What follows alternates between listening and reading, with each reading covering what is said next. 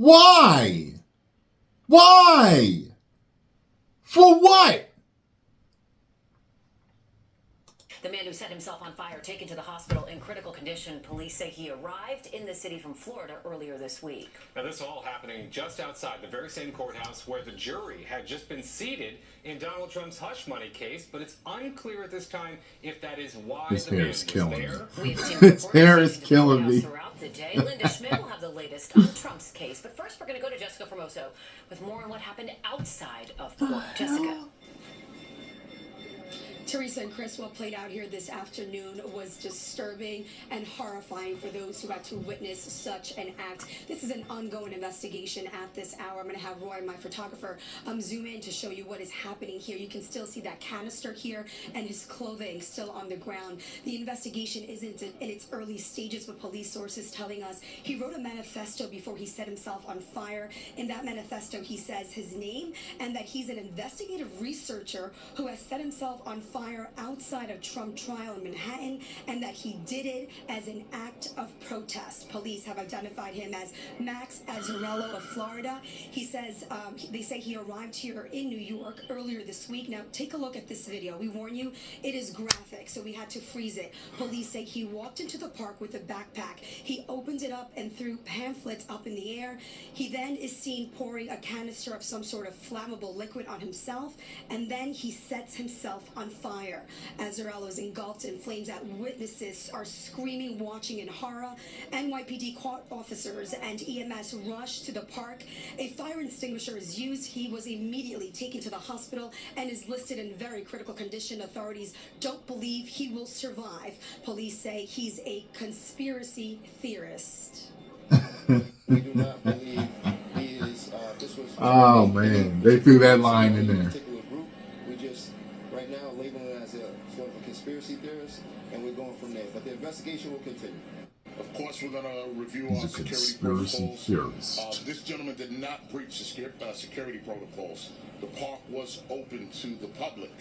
But of course, we're going to look at everything, and with the magnitude of what's going on around right here, we'll reassess our security with our federal partners.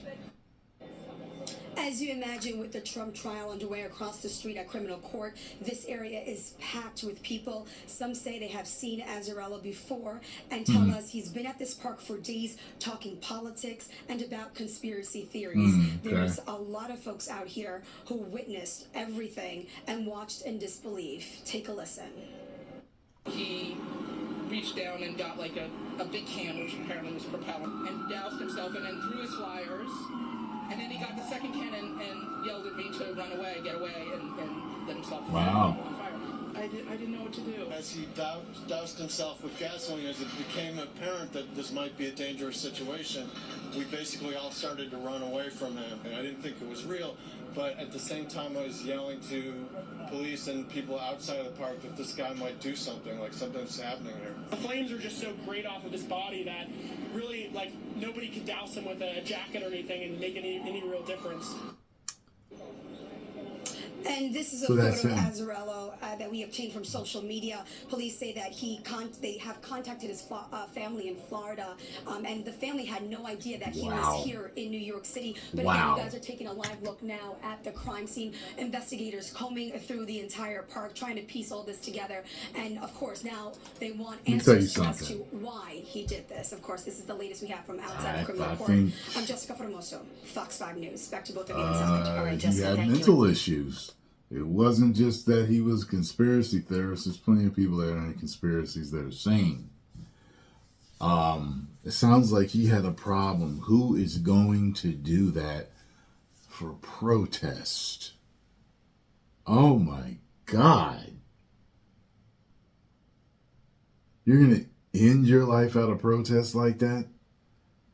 I'm sorry. Something was wrong. Something was wrong. I look forward to hearing more about what's going on with that. That's crazy. That is wild. That is wild.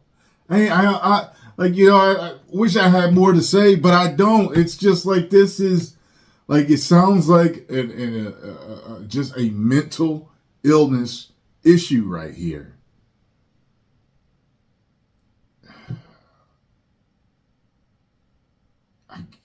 wonder if his family knew if he would do something like this. Like, who's going to think that someone's going to do something like this? Because if you're off, but your family is sane, then they're not going to think like an insane person and think like this is what they're going to do. You know, certain things we think of that an insane person might do, but sometimes it's so left field. Like this, with the manifesto, it's like, what? Post comments down below. Let me know if you know more about this and let me know what you think.